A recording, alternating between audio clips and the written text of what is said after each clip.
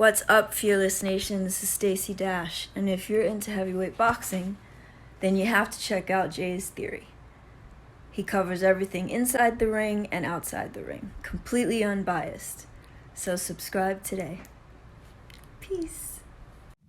What's up, y'all? It's the Jay Roos Theory. A lot of boxing news going on. Anthony Joshua touches down in my home city, San Diego. There you go. Stand up, 619. Out there visiting Canelo, the Canelo camp. Wonder if he gave that to Andy Ruiz since he trains with Canelo.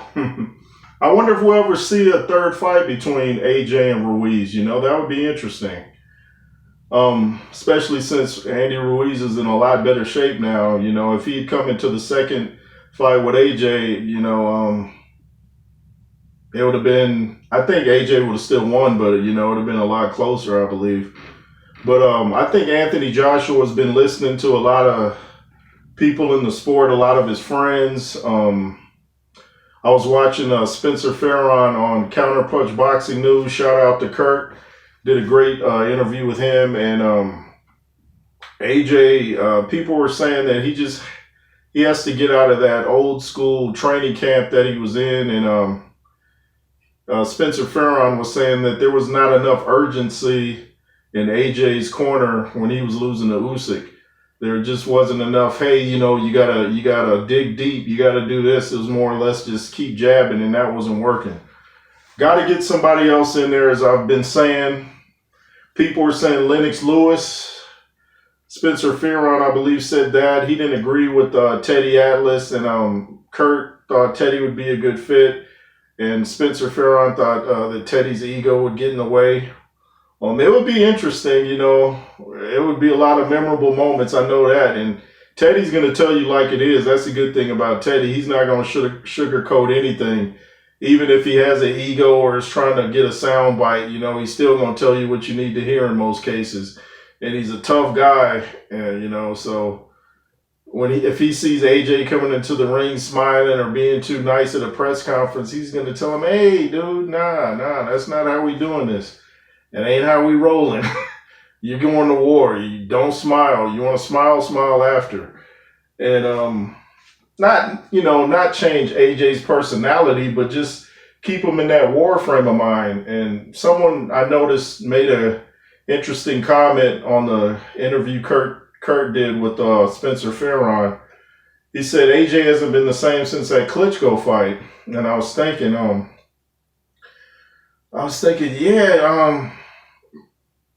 did that fight take anything out of him? Or, did he feel some punches? He's like, I don't want to go through that again. I know when Evander Holyfield fought Dwight Kwawi, he was saying that I guess he didn't want to fight no more after that fight. Once he settled down, he was, ready to go again. But immediately after, he didn't want to do it anymore.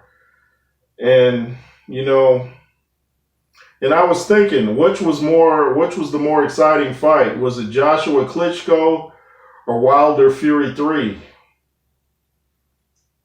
I think as far as excitement, I think Wilder Fury 3 might have topped it out just by a little bit, but Joshua Klitschko was right up there. I mean, that was an exciting fight. That kind of brought the heavyweight division back. I mean, the minute AJ put Klitschko on the deck and stopped the fight, what did they say? Lift off for AJ. So, what do you guys think was the more exciting fight? Was it Joshua Klitschko? Was it Wilder Fury 3? Or, just tell me what you think. Joshua is constantly getting advice from people telling him what he needs to change. Everybody keeps telling him he's too bulky, he needs to lose weight. Yet the best AJ we saw was the heavier AJ against Klitschko. Sure, he went down, got up. And if you look at it, he was throwing lots of punches. He was 250 some in that fight, or 250 even. He was throwing lots of punches. And then I was talking about muscles and the red blood cells need more oxygen. How much oxygen does fat need? Look at all the muscles horses have. Do they get tired? And if muscles are bad in boxing, how come at the weigh-in, the first thing a fighter always does is flex his muscles? Muscles are bad, don't flex. Flexing would mean you're about to lose because muscles are bad. Why would you flex if muscles hinder you? No, muscles don't hinder you if you lift the right way. Lift high reps, light weight. Now, I'm not saying lifting heavy weights can mess you up, but personally, I don't lift heavy weights. I do very, very, very high reps with 30-pound dumbbells. Sometimes I just lift the 50s just to, show that I can do it, But that builds endurance in your muscles, and you're getting a cardio workout at the same time. As you kind of kill two birds with one stone, as they say. So you're getting the cardio out of the way, and you're lifting weights at the same time. And you can shadow box in between like I do. So he just has a lot of people in his ear now about the trainer situation. I believe he should have people in his ear about that. I just think it's time to send McCracken packing. You can still be boys with him and stuff like that, but it's time to elevate your career to a new level. You see Tyson Fury did it, and he brought in Sugar Hill, and you saw the results. Maybe AJ should give the Kronk a visit. Lennox Lewis gave the Kronk a visit, as we know, with Emmanuel Stewart. Look how his career turned around. He was a great fighter before Emmanuel, but he was a lot better after Emmanuel. Even his confidence was seeming like it was greater. So, like I said, which fight did you guys like better? The Klitschko, AJ, or the Wilder Fury 3? I liked them both. I think Fury Wilder 3 edged it out a bit because of the real beef they had with each other. Klitschko and AJ, they didn't have no beef. They're friends, right now. They're friends to this day. But, yeah, those are some great fights. And, when we look back, we'll go back and watch these fights like, man, we didn't appreciate those heavyweights like we should have, kind of like we do now with the 90s heavyweights. We look back now like, man, those are some great fights. I knew they were great back then. I didn't know what everybody was talking about. We tend to look at fights of old like they were just much better than now, but that's not always how it is. And sure, a lot of the fighters from the 90s looked better, as far as being physical specimens like Ray Mercer, Evander Holyfield, Ika Beabuchi, Lennox Lewis. What are some other heavyweights that looked really strong? David Tua, Mike Tyson, of course, Frank Bruno, even Henry Akinwande, Michael Grant, Andrew Galata. These guys looked tough. They weren't just tough, they looked the part. So let me know what you guys think. Shout out to Joe Cortez. I see when I post my videos to other sites, I see he's watching. I saw Michael Grant watched or checked it out. Appreciate that. Thanks for watching the video.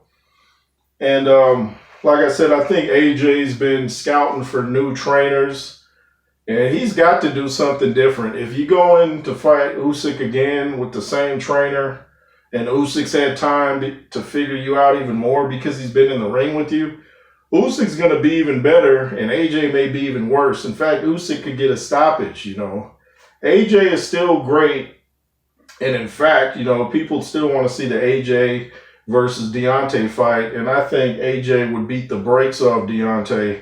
I think Deontay is becoming a little punch drunk.